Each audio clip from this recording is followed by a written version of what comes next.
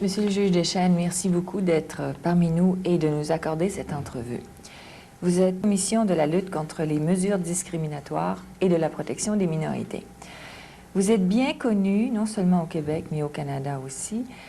Pourriez-vous nous indiquer quels sont les à être un défenseur, non seulement des droits des minorités, mais des droits de la personne en général? En un sens, c'est une longue histoire, Madame Harper. Et cependant, si on parle d'étape principale, je dirais qu'au départ, le tout se fonde sur l'expérience acquise au cours des années, d'abord comme avocat. J'ai été 25 ans au barreau et les circonstances ont voulu que j'aie l'occasion de m'occuper de beaucoup d'affaires qui soient plutôt des affaires d'intérêt public que d'intérêt privé. Et déjà, il y avait là une indication, je dirais presque d'une certaine vocation.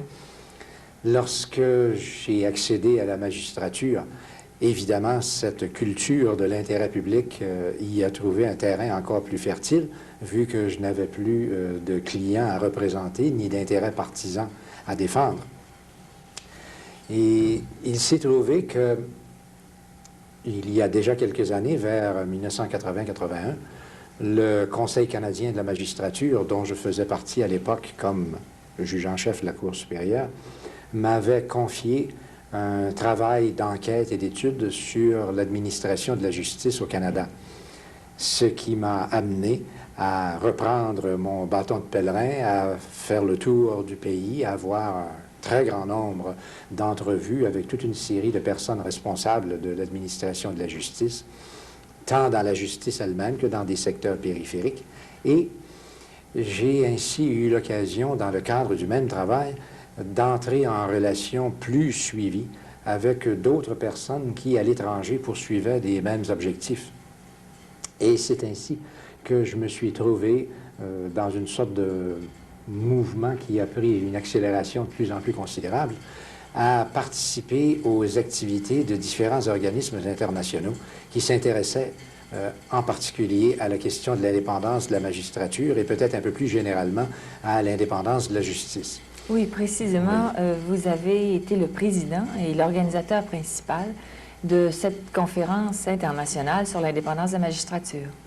Oui, bien, voyez-vous, cette conférence a justement été le résultat de ces travaux dont je vous parlais il y a un moment, tant dans, par exemple, l'International Bar Association, la Commission internationale de juristes, l'Association internationale de droit pénal, un organisme asiatique qui s'appelle Law Asia, dont le nom décrit bien justement l'ampleur, et je pourrais en nommer d'autres. Ces différents organismes s'intéressaient et travaillaient à la question de l'indépendance de la magistrature et plus généralement l'indépendance de la justice. Les Nations unies s'y intéressaient également. Et l'on s'est rendu compte à un moment donné, cependant, que tous ces organismes travaillaient chacun chez soi, mais qu'ils étaient un peu, c'est une figure que j'ai employée à l'occasion, comme des trains qui voyagent sur des voies parallèles, mais qui sont destinés à ne jamais se rencontrer. Alors, l'idée a germé à ce moment-là qu'il faudrait trouver un forum où tous ces organismes pourraient mettre ensemble leurs idées.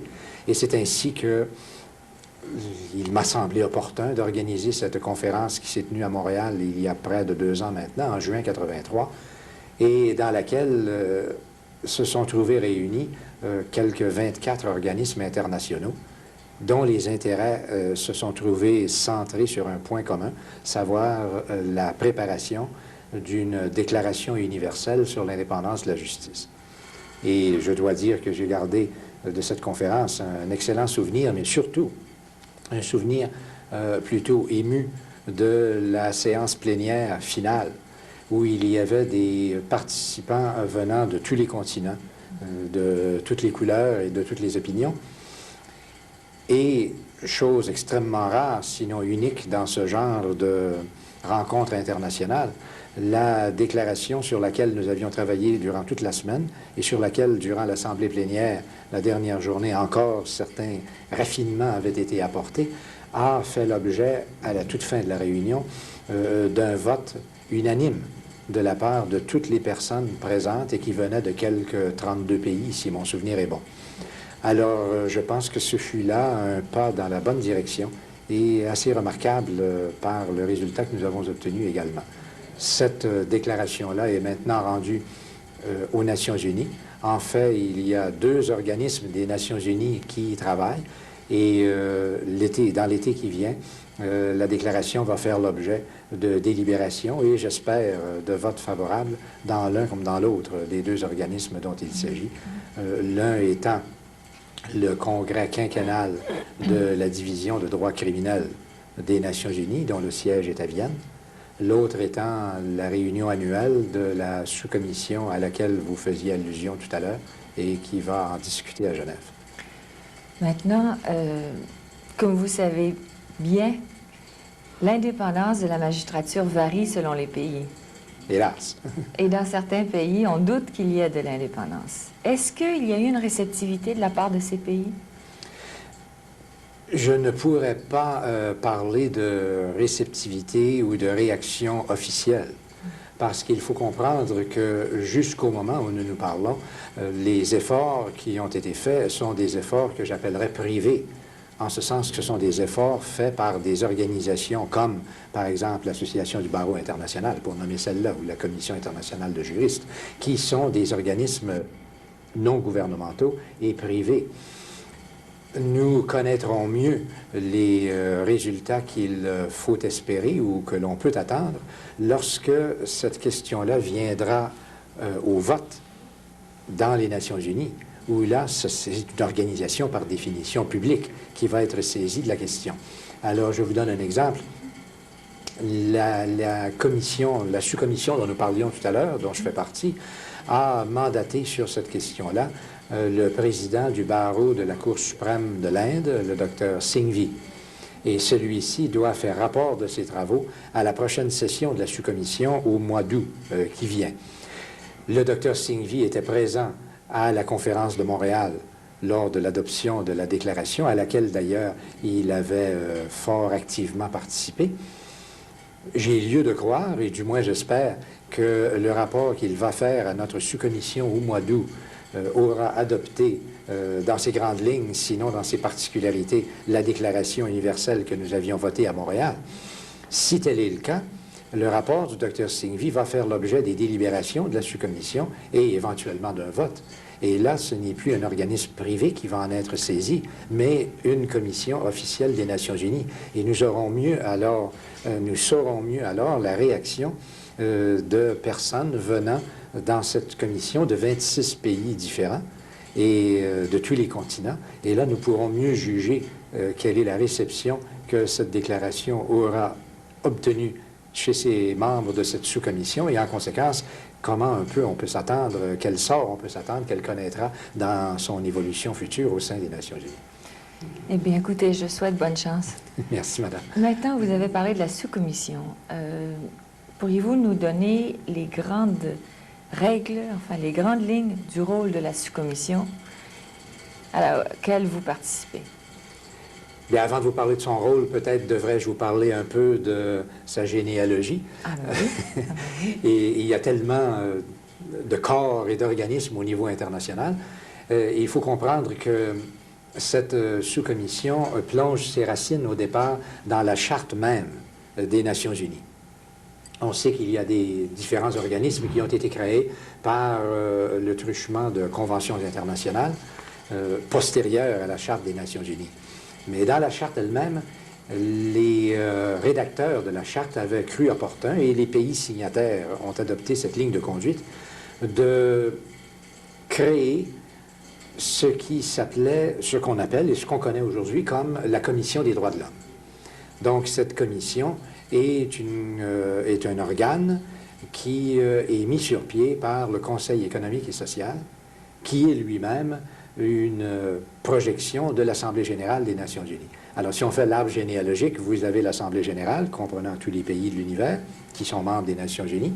Cette Assemblée crée le Conseil économique et social, qui est l'organe administratif, si je puis dire, ou général, qui se réunit entre les réunions de l'Assemblée générale.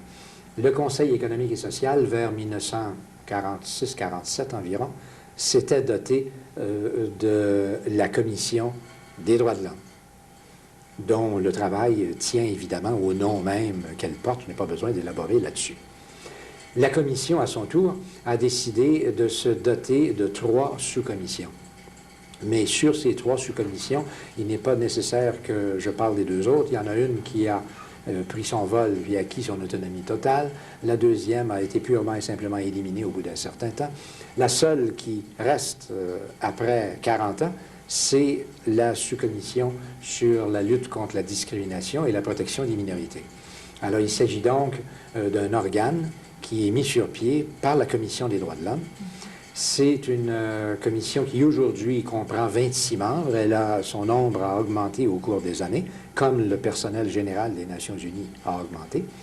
Et les 26 membres sont choisis, comme dans la plupart des organismes des Nations unies, sur une base moyennant une répartition géographique qui tient compte d'une répartition que l'on espère équitable entre les différents continents, les différents systèmes politiques, juridiques, etc. La sous-commission a comme rôle essentiellement de s'occuper, dans le cadre des droits de l'homme, évidemment, qui est un cadre extrêmement vaste, d'abord, comme son nom le dit, de la lutte contre la discrimination et de la protection des minorités. Avec les années, certains mandats spéciaux y ont été ajoutés, de telle sorte que, comme le secrétaire général des Nations unies vient tout récemment de l'écrire, les activités de la sous-commission couvrent maintenant le champ total des droits, appelons-les les droits de la personne, parce que je ne voudrais pas vous froisser, madame, en ne parlant que des droits de l'homme aujourd'hui. Et pour remplir son mandat, la sous-commission, par exemple, confie à de ses membres ou à d'autres personnes des travaux d'études. Il y en a actuellement pas moins d'une quinzaine qui sont en cours à travers le monde par toute une série de membres de la sous-commission ou d'autres personnes. Elle crée des missions qui vont en pays étrangers. Bien, évidemment, je ne devrais pas parler de pays étrangers parce que tous les pays sont, à toute fin pratique, cousins les uns des autres au sein de l'Organisation des Nations unies, mais qui vont, disons, sur les lieux où des difficultés se présentent. Elle décide elle-même de prendre certaines initiatives et, sur le tout, de formuler des recommandations sur les actions qui devraient être entreprises au niveau politique.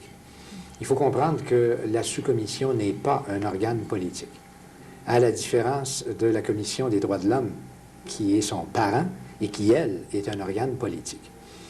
Alors, si j'explique en un mot cette distinction, la Commission des droits de l'homme, comme les autres organes des Nations unies, est formée de représentants gouvernementaux.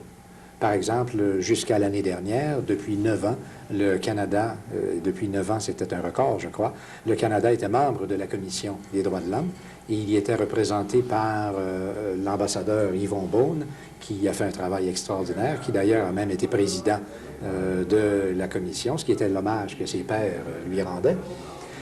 Et donc, il s'agit là d'un organe strictement politique et dans lequel les pays, par leurs représentants, prennent les attitudes et les décisions qui leur paraissent opportunes en fonction du contexte politique dans lequel nous vivons. Mais la Commission fait faire par la sous-commission des travaux, ou bien la sous-commission prend des initiatives elle-même, mais elle le fait d'une façon qui n'est pas une façon politique. En d'autres termes, les membres de la sous-commission, comme moi-même, qui ai été élu sur proposition du Canada, ces membres, une fois élus, siègent à la sous-commission en leur qualité personnelle. Nous ne sommes donc pas liés par des impératifs politiques, mais chacun des membres autour de la table en réunion énonce les opinions, prend les attitudes et dépose les votes qui lui paraissent conformes à ses convictions personnelles. Ceci ne veut pas dire évidemment qu'un membre va faire exprès pour ramer à contre-courant des politiques de son propre pays. La plupart du temps, j'ose croire qu'un membre de la sous-commission est généralement en accord avec les attitudes de son gouvernement, mais il n'y a rien là cependant d'obligatoire pour chaque membre de la sous-commission. Et pour un, et il me fait plaisir d'en rendre hommage au gouvernement canadien, je dois dire que je n'ai été l'objet d'aucune pression de la part du gouvernement canadien vis-à-vis l'une ou l'autre des questions qui venaient à l'ordre du jour de la sous-commission lors de la session de l'été dernier, qui était la première à laquelle je participais. Il me semble bien aussi que l'été prochain, vous avez un mandat spécial. On vous a confié un mandat l'été dernier, à savoir définir ce que sont les minorités. Vous voulez nous en parler?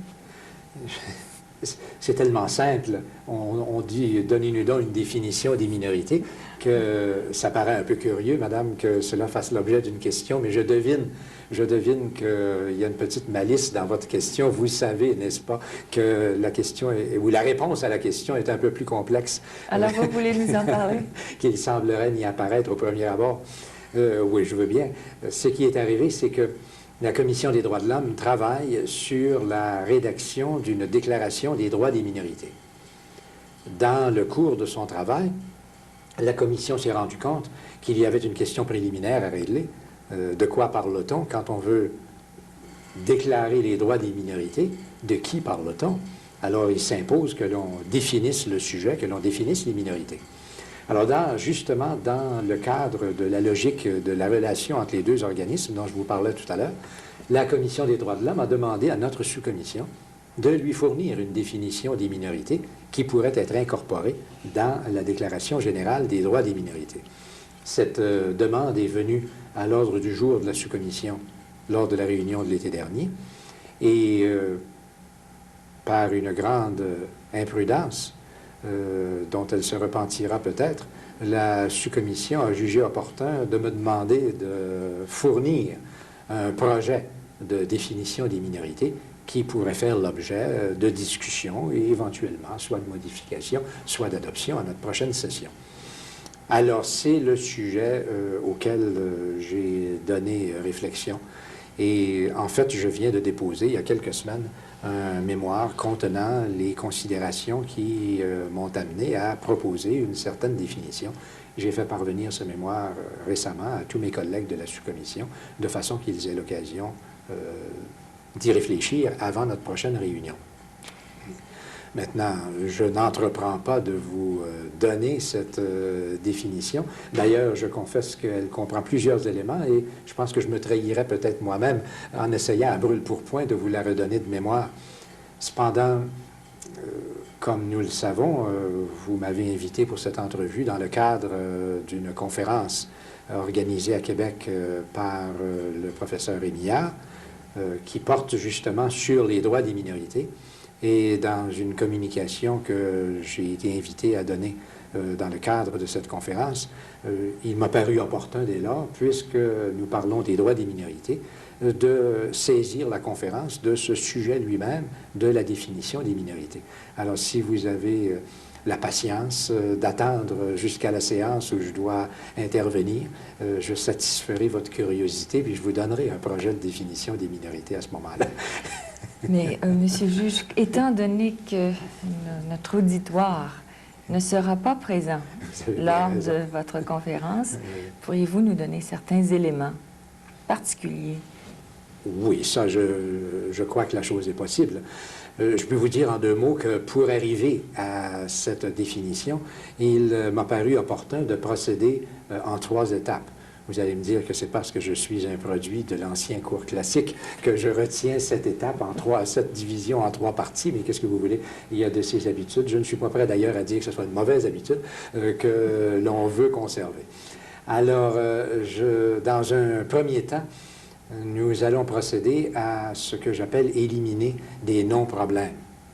Avant d'entreprendre de trouver une définition, il faut peut-être d'abord savoir soi-même de quoi on va parler et peut-être quelles sont les choses dont il ne faut pas tenir compte. Je ne donne qu'un exemple.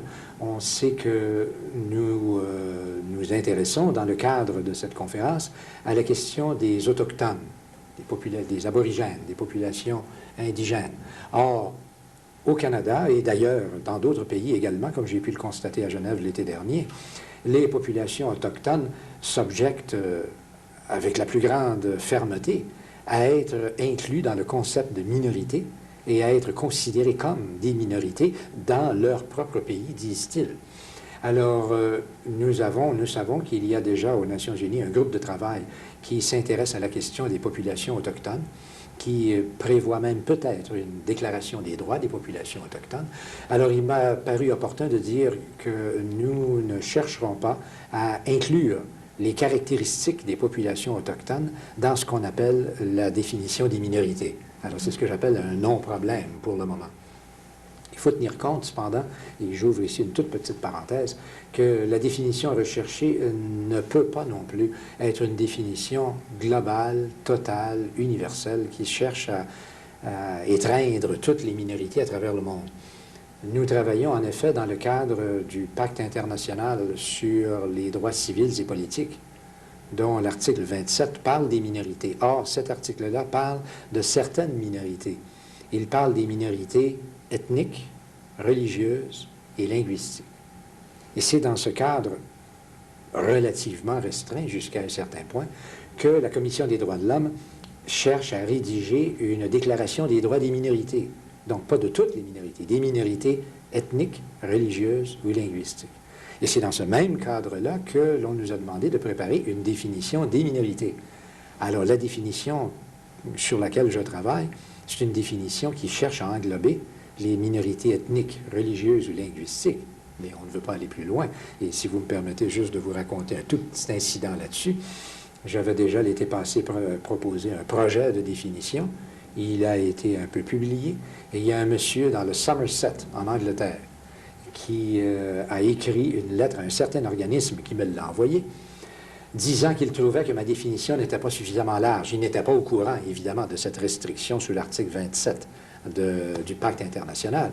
Et il trouvait que la définition était vicieuse, en ce sens qu'elle n'était pas applicable soit aux minorités connues comme étant les femmes d'Angleterre, soit à l'autre minorité comme étant connue comme les gays. Et évidemment, la réponse que je vois à ça, c'est que j'ai certaines difficultés à faire entrer soit les femmes d'Angleterre, soit les gays dans le cadre des minorités ethniques ou religieuses ou linguistiques. Ceci étant dit, la deuxième étape, je reviens toujours à mon plan en trois points, la deuxième étape consiste à tenter d'isoler les variables du concept de minorité. Et les minorités se présentent sous tellement d'aspects à travers le monde qu'il est difficile de trouver, encore une fois, un concept une définition très générale. Alors, il y a certaines variables qu'il faut tenter d'isoler, les unes que l'on retient, les autres qu'on laisse tomber.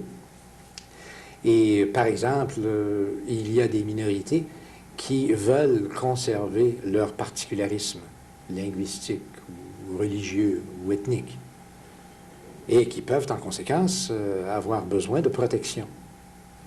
Il y a d'autres minorités, au contraire. On avait attiré mon attention, par exemple, à un cas d'une certaine minorité en Inde, qui, loin de vouloir conserver leur particularisme, veulent, au contraire, se fondre dans la majorité, qui veulent perdre leurs caractéristiques particulières pour devenir membres de la majorité, et qui, elles, se heurtent parfois au phénomène contraire. C'est un phénomène de rejet par la majorité, qui refuse que cette minorité vienne s'intégrer à la majorité et qui veut continuer à discriminer contre cette minorité. Alors la situation est très différente. La minorité qui veut perdre ses particularités peut difficilement entrer dans le cadre d'une définition des minorités qui, en principe, veut protéger les droits des minorités comme minorités. Alors là encore, c'est un exemple de variable dans le concept de minorité, et la définition que je propose ne retiendra que le cas des minorités qui veulent garder leur particularisme, non pas le cas des minorités qui veulent les perdre. Monsieur le juge, pour conclure, pouvez-vous nous parler de la troisième étape? Certainement, en un mot, je comprends nos contraintes. La troisième étape sera de rechercher les constantes. Après avoir regardé les variables, il faut rechercher si dans le concept de minorité, il n'y a pas certaines constantes. Et cette recherche va nous amener à examiner les caractéristiques permanentes des minorités qui ont été mises en relief, par exemple par la jurisprudence de la Cour permanente de justice internationale, par des travaux extrêmement intéressants des tribunaux de l'Inde, qui sont aux prises avec ces problèmes de minorité. Ensuite, ces caractéristiques ont été mises en évidence également par de savants auteurs à travers le monde, qui en ont parlé un peu partout, que ce soit en Afrique, que ce soit en Asie, que ce soit au Canada. Et on tire de ces recherches certains éléments qui sont justement ceux, à ce moment-là, qui vont permettre de bâtir une définition.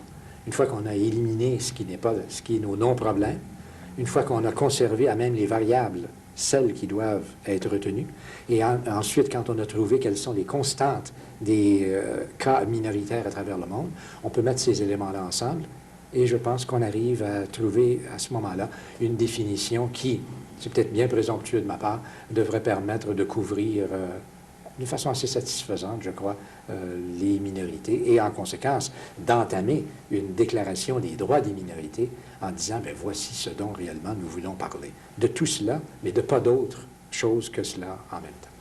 Ce qui veut dire que le consensus se fera cet été.